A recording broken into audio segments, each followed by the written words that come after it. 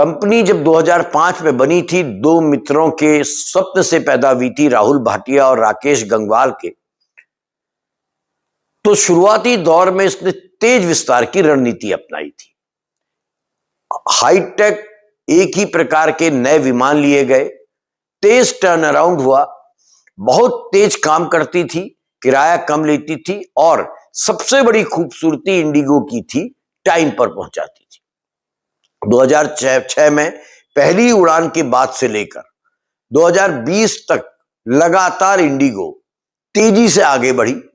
भारत के घरेलू विमानन बाजार में इसका हिस्सा 60% के आसपास है, जो दुनिया में किसी भी देश में एक एयरलाइन का सबसे बड़ा हिस्सा है। एक एयरलाइन के पास 60% मार्केट है और यही सफलता अब इसके सबसे बड़े संकट की जड़ साबित हो रही है।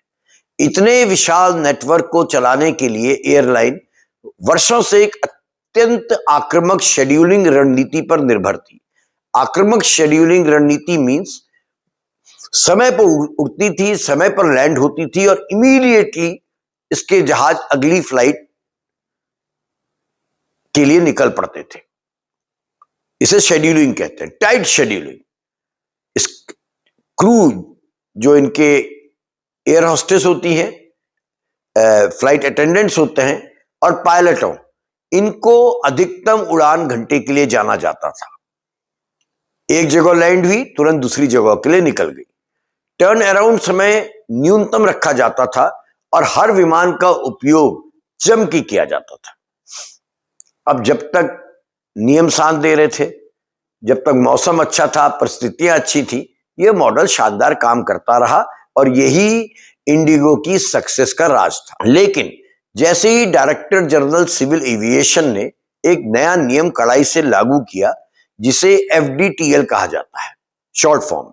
FDTL का मतलब है flight duty time limitation. Flight duty time limitation mean crew और पायलट कितने समय तक एक जहाज में रह सकते हैं। मैं सरल भाषा में आपको समझा रहा हूं।